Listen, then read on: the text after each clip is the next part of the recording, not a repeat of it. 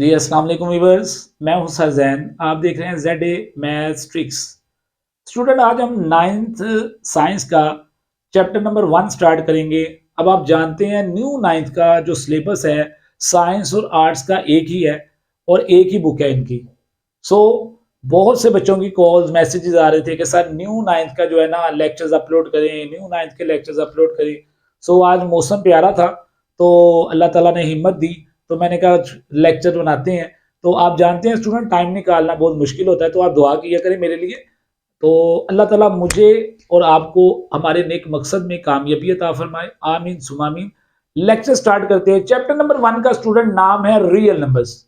What is real number? Real numbers क्या होते हैं स्टूडेंट? हर नंबर जो होता है ना वो रियल नंबर कहलाता है। हर पॉजिटिव नेगेटिव नंबर को हम रियल नंबर्स कहते हैं। और मैंने कुछ इंपॉर्टेंट डेफिनेशंस हैं जो बोर्ड पे मेंशन की हैं, हम उनकी स्टडी कर लेते हैं। डेफिनेशन नंबर 1, आपके चैप्टर नंबर 1 का नाम है real number. So real numbers की डेफिनेशन हम बात करते हैं।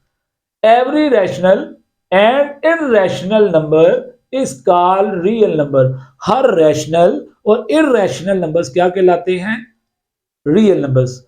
आप देखें मैंने एक एग्जांपल दिया है कि रियल नंबर जो है ना वो इक्वल होते हैं रैशनल और इररेशनल नंबर के यूनियन के। सो याद रखिएगा, अगर आपसे कोई पूछे व्हाट इज रियल नंबर, सो आप कह सकते हैं every rational and irrational number is called real number. चलते हैं नेक्स्ट रैशनल नंबर की डेफिनेशन पर। रैशनल नंबर ऐसे नंबर्स को कहते हैं बेटा जिनको हम p ओवर q यानी फ्रैक्शन फॉर्म में लिख सकते हैं। A rational number, a number which can be written in the form p over q is called rational number। ऐसे नंबर जिनको हम p over q यानी फ्रैक्शन फॉर्म में लिख सकते हैं वो नंबर रैशनल नंबर कहलाते हैं। और इसके अलावा थर्ड टाइप की बात करें यानी थर्ड डेफिनेशन की, तो उसका नाम है irrational number. So student, a number which can not be written in the form p over q is called irrational number। जिनको हम बटे की फॉर्म में फ्रैक्शन फॉर्म में नहीं लिख सकते वो नंबर हमारे इररेशनल नंबर कहलाते हैं। फॉर एग्जांपल, अगर आप गौर करें रैशनल नंबर की मैंने एग्जांपल लिखी है 1/4, ये फ्रैक्शन फॉर्म है। 3/8 ये फ्रैक्शन फॉर्म है, इसको हम रैशनल कहेंगे। जिनको हम फ्रैक्शन फॉर्म में नहीं लिख सकते उसको हम इररेशनल कहते हैं। For example, square root 2 is a irrational number, pi is a irrational number.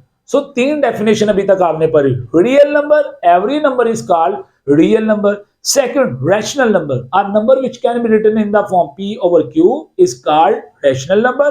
a number which can not be written in the form p over q is called irrational number। तीन definition होगी। Definition number 4, terminating decimal. Student, ऐसा number जो divide होने के बाद point के बाद अगर उसका डिजिट बार बार रिपीट ना हो उसको हम कहते हैं टर्मिनेटिंग डेसिमल। फॉर एग्जाम्पल, अगर इसकी डेफिनेशन की बात करूं, a decimal number with a finite number of digits after the decimal point is called terminating decimal. Student, जब कोई वैल्यू डिवाइड हो और उसके पॉइंट के बाद वाली वैल्यू बार बार रिपीट ना हो रही हो उसको हम कहते हैं टर्मिनेटिंग डेसिमल।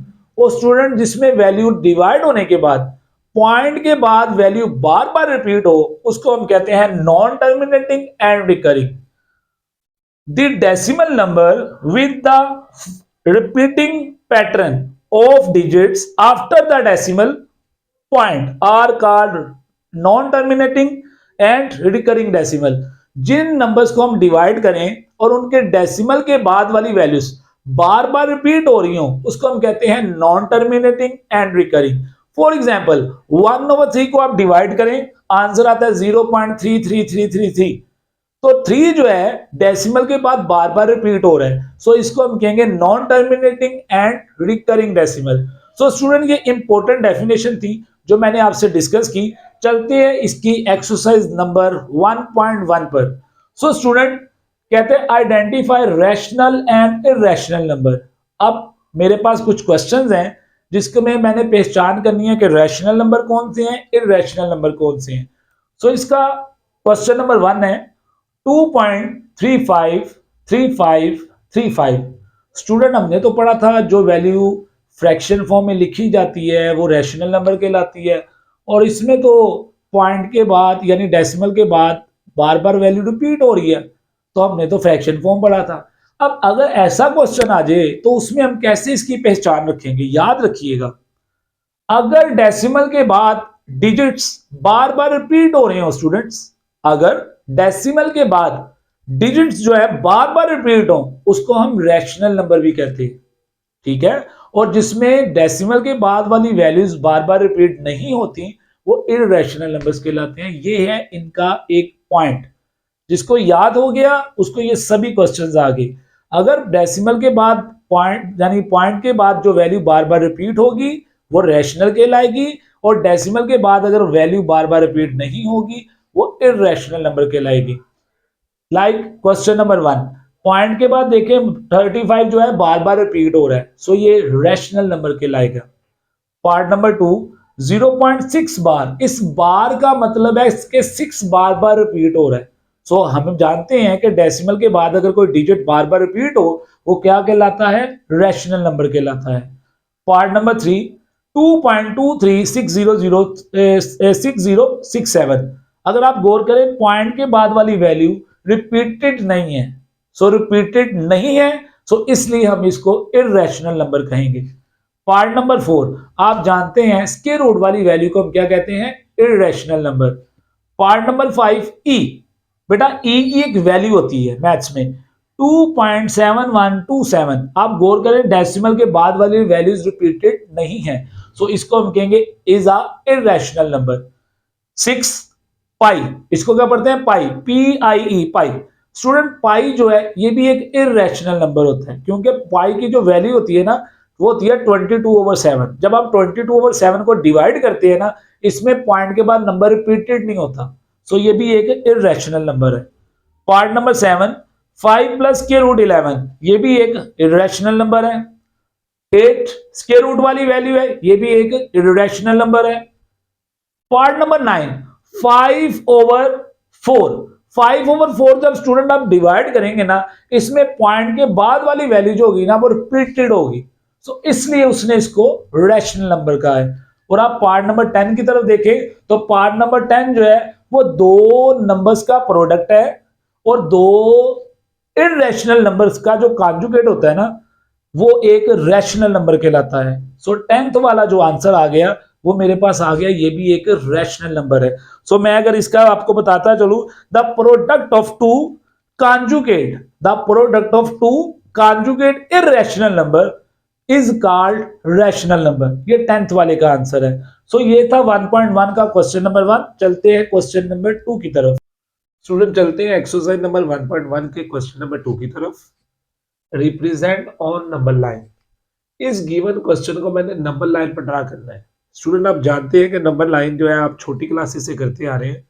नंबर लाइन जो होती है हमारी सेंटर से, यानी सेंटर उसका होता है 0, राइट साइड होती है उसकी पॉजिटिव, लेफ्ट साइड होती है उसकी negative.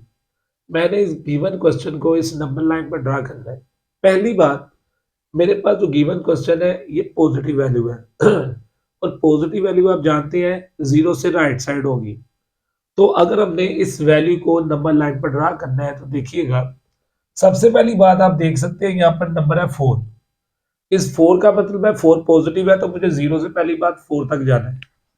This is 1, this is 2, this is 3, this is 4।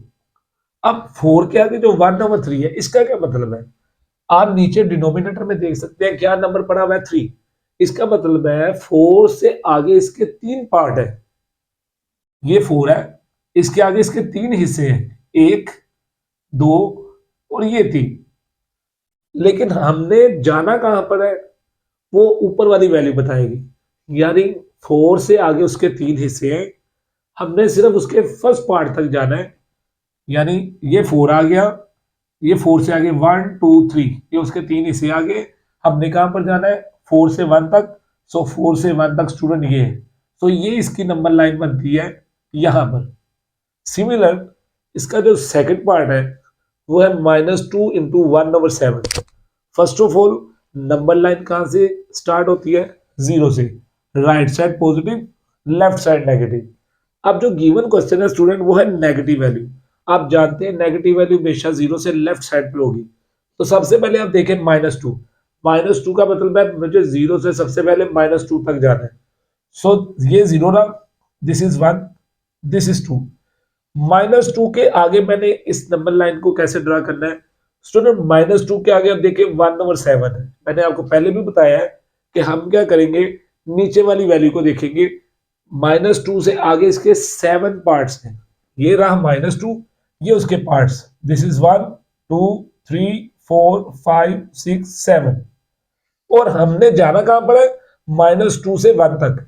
So student ये रहा -2 और ये रहा उसका फर्स्ट वाला पार्ट। सो ये हमने ड्रा कर दिया नंबर लाइन पर। रिपीट कर रहा हूं, -2 तक हम चले गए, -2 से आगे उसके 7 पार्ट्स हैं, ये हमने 7 पार्ट्स ड्रा कर लिए। लेकिन हमने कहां तक जाना है? हमने जाना है -2 से जस्ट उसके फर्स्ट पार्ट तक। तो ये रहा -2, ये उसका फर्स्ट पार्ट, ये हमने नंबर लाइन पर उसको ड्रा कर दिया। पार्ट नंबर है स्टूडेंट 5। 5/8 को मैंने नंबर लाइन पर ड्रा करना है। पहली बात आप क्या करेंगे, 5/8 को डिवाइड करें तो 0.6 समथिंग ऐसे इसका आंसर आएगा। 0 पॉइंट समथिंग का मतलब है कि 0 से 1 के दरमियान में ये ड्रा होगी। तो पहली बात, 0 से लेकर 1 तक ये हिस्सा बनता है। हमने 8 पार्ट्स बनाने हैं 0 से आगे। सो मैंने 0 और 1 के दरमियान में इसके 8 पार्ट ड्रा कर ली, 1 2 3 4 5 6 7 और ये 8। लेकिन मैंने ड्रा क्या करना है, यानी मैंने जाना कहां तक है, वो ऊपर वाली वैल्यू मुझे बताएगी। मैंने 8 पार्ट ड्रा किए 0 और 1 के दरमियान, लेकिन जाना कहां पर है, ऊपर वाली वैल्यू बताएगी। यानी मैंने 5 पार्ट्स तक जाना है। तो देखिएगा, दिस इज 1 2 3 4 5, ये मैंने नंबर लाइन पर इसको 5 वाले पार्ट पर ड्रा कर दिए। सिमिलर 2 इंटू 3/4 का मतलब है, लास्ट पार्ट है इसका क्वेश्चन नंबर 2 का, 2 इंटू 3/4। वंस अगेन आपको रिपीट कर रहा हूं, नंबर लाइन हमेशा 0 से सेंटर से 0 से स्टार्ट होती है। 0 से राइट साइड हमेशा पॉजिटिव होती है, लेफ्ट साइड हमेशा नेगेटिव होती है। मैंने अपने गिवन क्वेश्चन को देखा, मेरे पास फर्स्ट नंबर है 2 और 2 पॉजिटिव है, सो राइट साइड आएगी। 0 से राइट साइड हमने जाना है 2 तक, this is 1 this is 2। Student ये मैं 2 तक आ गया। अब इस 2 के आगे पड़ा हुआ है 3/4। नीचे आप देखिए 4 का मतलब है 2 से आगे इसके 4 पार्ट्स हैं। ये रहा 2, इसके आगे 4 parts, this is 1 this is 2 this is 3 this is 4। 4 part draw कर दिए, लेकिन मैंने कहां तक जाना है, ऊपर वाली वाली बताएगी। सो मैंने 2 से आगे उसके 3 पार्ट, थर्ड पार्ट तक जाना है। ये रहा 2, फर्स्ट सेकंड, ये थर्ड। ये थर्ड पर मैंने ड्रा कर दिया 2 इंटू 3/4 को। सो उम्मीद करता हूं आपको इसके क्वेश्चन नंबर 2 की समझ आई होगी। चलते हैं क्वेश्चन नंबर 3 की तरफ। स्टूडेंट क्वेश्चन नंबर 3 है, express the recurring decimal as rational number p/q। आप जानते हैं, हम पढ़ चुके हैं क्वेश्चन नंबर 1 में, रैशनल नंबर ऐसे नंबर्स होते हैं जिनको हम p/q की फॉर्म में लिख सकते हैं, यानी फ्रैक्शन फॉर्म। सो स्टूडेंट मेरे पास जो गिवन क्वेश्चन है ना, आप जरा गौर करें, इसमें लिखा हुआ है डेसिमल एज आ रैशनल नंबर। हमारे पास जो गिवन क्वेश्चन है ना, वो पॉइंट में दिया गया है, डेसिमल में दिया गया है। हमने इसको रैशनल नंबर यानी p/q की फॉर्म में कन्वर्ट करना है। सो स्टूडेंट मेरे पास जो गिवन क्वेश्चन है, आप जरा देखिए 0.4 बार। इस बार का मतलब है कि 4 जो है ये बार बार रिपीट हो रहा है। सो हम क्या करेंगे, इस क्वेश्चन को करने के लिए ना, जस्ट आपने 3 बातों को याद रखना है। फर्स्ट, गिवन क्वेश्चन को लेट कर लेना y के इक्वल। सेकंड, आपने देखना है कि पॉइंट के बाद हमारे पास एक नंबर रिपीट हो रहा है या 2 नंबर रिपीट हो रहे हैं। अगर बेटा एक नंबर रिपीट होता होगा तो आप सेकंड स्टेप में अपने गिवन क्वेश्चन को 10 से बोथ साइड पर मल्टीप्लाई करेंगे। क्या बताया? अगर हमारे पास गिवन क्वेश्चन में पॉइंट के बाद एक डिजिट रिपीट हो रहा होगा, हम 10 से मल्टीप्लाई करेंगे दोनों तरफ। अगर हमारे पास 2 डिजिट रिपीट हो रहे होंगे तो इसका 10 और इसका 10, 10 इंटू 10 100, तो हम 100 से बोथ साइड पर मल्टीप्लाई करेंगे। थर्ड और लास्ट स्टेप ये है, आपने अपना x का या y का आंसर निकालना है। तो हम लेट करेंगे y के इक्वल तो y का आंसर आएगा, अगर x के इक्वल लेट करेंगे तो x का आंसर आएगा। चलते हैं क्वेश्चन नंबर 3 पर, पार्ट नंबर 1। सो स्टूडेंट मैंने फर्स्ट ऑफ ऑल लेट कर लिया अपने गिवन क्वेश्चन को y के इक्वल। y इज इक्वल 0.4 बार। अब मैंने आपको पहले बताया है इस 4 बार का मतलब है 4 रिपीटेड है, सो मैंने इसको लिख लिया 0.444 up to 100। This is step number 1। Step number 2 मैंने क्या बताया था, आपने अपने गिवन क्वेश्चन में देखना है कि पॉइंट के बाद एक नंबर रिपीट हो रहा है या दो हो रहे हैं। सो गिवन क्वेश्चन में पॉइंट के बाद एक डिजिट रिपीट हो रहा है। सो अगर एक डिजिट रिपीट हो रहा होगा हम 10 से बोथ साइड पर मल्टीप्लाई करेंगे। So second step, multiply by 10 on both side. So student मैंने जब 10 को y से मल्टीप्लाई किया ये बन गया 10y। 10 को जब मैंने 0.444 से मल्टीप्लाई किया ये बन गया 4.444। अब क्या करेंगे हम, अब हमने इसकी थोड़ी कैलकुलेशन कर दी है और हमने फिर y का आंसर निकालना है। स्टूडेंट देखिएगा ये है 4.4444 अप टू 100। क्या मैं इस वैल्यू में से 4 को सेपरेट और पॉइंट वाली वैल्यू को सेपरेट कर सकता हूं? बिल्कुल कर सकता हूं। जब आप इन दोनों को प्लस करेंगे यही आंसर आएगा रिपीट।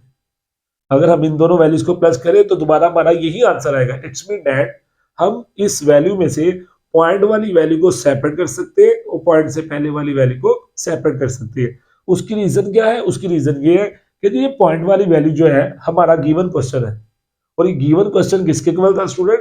y के इक्वल था। सो मैंने इसकी जगह पर y पुट कर दी 10y then which is equal to 4 as it is और इस 0.444 की जगह पर y मैंने पुट कर दिया क्योंकि ये सारी वैल्यू किसके इक्वल थी? y के इक्वल थी। अब स्टूडेंट यहाँ पर 2y है, अगर मैंने इस y को कैलकुलेट करना है तो y वाली वैल्यू को एक तरफ करना पड़ेगा, विदाउट y वाली वैल्यू को एक तरफ करना पड़ेगा। सो y इधर पॉजिटिव था, इस तरफ आकर नेगेटिव, 10 पे से बन गया 9 बचा, 9 इधर y से मल्टीप्लाई और उस तरफ जाकर 4 से डिवाइड हुआ। सो y का आंसर आ गया 4/9। ये था पार्ट नंबर 1। पार्ट नंबर 2 चलते हैं। सिमिलर बिल्कुल ऐसा ही होगा, तीनों पार्ट ऐसे होंगे। जस्ट आपने ये देखना है पॉइंट के बाद एक डिजिट रिपीट हो रहा है या पॉइंट के बाद दो डिजिट्स रिपीट हो रहे हैं। फर्स्ट ऑफ ऑल मैंने आपको बताया गिवन क्वेश्चन को लेट कर ले y के equal. So this is step number 1। मैंने अपने गिवन क्वेश्चन को लेट किया y के equal, this is step number 1। और मैंने आपको पहले बताया था इस बार का मतलब होता है कि ये वैल्यू बार बार रिपीट हो रही है। सो 37 के ऊपर बार है, इसका मतलब है 37 बार बार रिपीट हो रहा है। This is step number 1। Step number 2, आपने अपने क्वेश्चन में देखना है कि पॉइंट के बाद एक डिजिट रिपीट हो रहा है या दो डिजिट्स, तो दो डिजिट्स रिपीट हो रहे हैं। सो देखिएगा बेटा एक 10 आ गया इसका, एक 10 आ गया इस डिजिट का, तो 10 इंटू 10 100। इसका मतलब है अगर दो डिजिट रिपीट हो तो हमें सेकंड स्टेप में 10 से नहीं 100 से आप मल्टीप्लाई करना है। So multiply by 100 on both side. 100 को y से मल्टीप्लाई किया, 100 को इस वैल्यू से मल्टीप्लाई किया, करने के बाद वही तरीका अगर पॉइंट से पहले वाली वैल्यू को सेपरेट कर ले, पॉइंट वाली वैल्यू को सेपरेट कर ले। क्यों? क्योंकि ये हमारा गिवन क्वेश्चन बन जाता है। सो ये किसके इक्वल था बेटा? y के इक्वल। इसकी जगह पर मैंने y पुट कर दी, ये y इधर पॉजिटिव है, लेफ्ट साइड पर आकर नेगेटिव। 100 में से y गया तो 99y, ये 99y से मल्टीप्लाई था बेटा, दूसरी तरफ जाकर क्या हो जाएगा? डिवाइड हो जाएगा। सो मेरे पास y का आंसर आ गया 37/99। ये था पार्ट नंबर 2। पार्ट नंबर 3 भी एज इट इज है। मैंने first of all given question को बेटा लेट कर लेना किसके इक्वल? y के इक्वल। y के इक्वल लेट करने के बाद 21 के ऊपर बार है, इस 21 के ऊपर बार का मतलब है 21 बार बार रिपीट हो रहा है। So this is step number 1। मैंने अपने गिवन क्वेश्चन को लेट कर लिया y के इक्वल। स्टेप नंबर 2, हम देखेंगे हमारे गिवन क्वेश्चन में पॉइंट के बाद दो डिजिट रिपीट हो रहे हैं या एक डिजिट रिपीट हो रहा है।